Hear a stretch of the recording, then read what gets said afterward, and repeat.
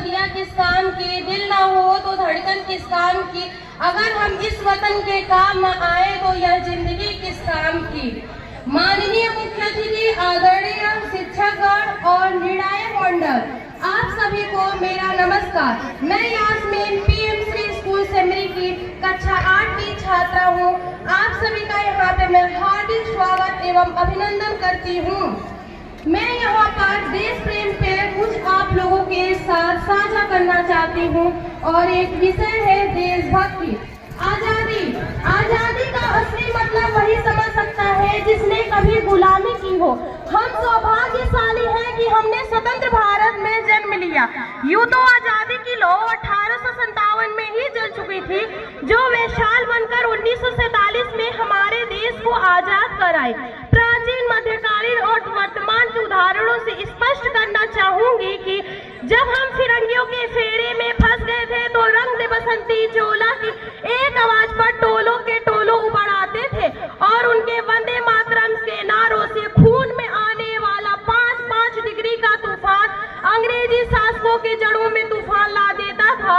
लोग मर जाते थे, मिट जाते थे, फांसी चढ़ जाती थी, तो वह भी अपनी देशभक्ति साबित कर रहे होते थे, क्योंकि उस दौर की देशभक्ति ही कचौटी थी।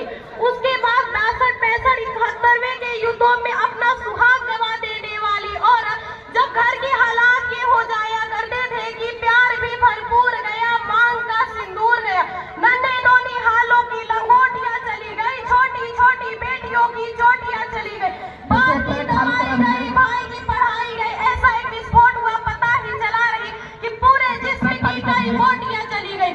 और आपके लिए तो एक आदमी मरा है साहब, किंतु मेरे घर की तो रोटियां चली गई, कि मेरे घर की तो रोटियां चली गई वाले हालात पैदा हो जाने के बावजूद एक माँ अपने बेटे को सरहद पर भेज देती है दुश्मनों की धज्जियां उड़ाने के लिए कि जा बेटा और मेरा नाम रोशन करके आ। लेकिन वह ये भूल जाती है कि उसका बेटा सरहद पे जाएगा तो दुश्मनों की गोलियां खाएगा, लेकिन वो माँ डरती नहीं है, अपने बेटे को सरहद पर भेज देती है और पत्र लिखाकर उसे ये भेजा करती है कि अम्मा ने खत लिखा है बड़े ताव से, पुत्र मेरे ना घबरा जाना, एक इंच भी पीछे ना हटना, चाहे इंच इंच कट जाना, चाहे इंच इंच कट जाना।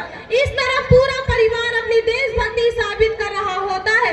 तब देश बलिदान मांगता था, तब देश लड़ जाने को कहता था, तब देश मर जाने को, मिट जाने को, फांसी चढ़ जाने को कहता था। परंतु आज देखा जाए, आज देश लड़ जाने को नहीं कहता, आज देश मर जाने को, मिट जाने को, फांसी चढ़ जाने को नहीं कहता, बल्कि मेरे विचारों से अगर कोई व्यक्ति अपना काम पूरी ईमानदारी पूरी और पूरी मेहनत से करे ना, तो वही सबसे बड़ा देशभक्त होता है। मैं नहीं मानती कि व्हाट्सएप के डीपी को 3 रंग में ही रंगना देशभक्ति है। और अगर आप कहेंगे कि साल में 2 बार हाथ में तिरंगा ले लेने से देशभक्ति है, तो मैं पूछना चाहूंगी कि फुटबॉल में रहने वाला वो बच्चा ट्रैफिक की जाम में जब नंगे पांव तिरंगा बेच रहा होता है, तो क्या आप उसे उसकी देशभक्ति कहेंगे? नहीं, आप गलत सोच रहे हैं। ये उसकी देशभक्ति नहीं है, उसकी पेट की भूख की शक्ति है जो उसे ऐसा करने पे मजबूर कर देती है।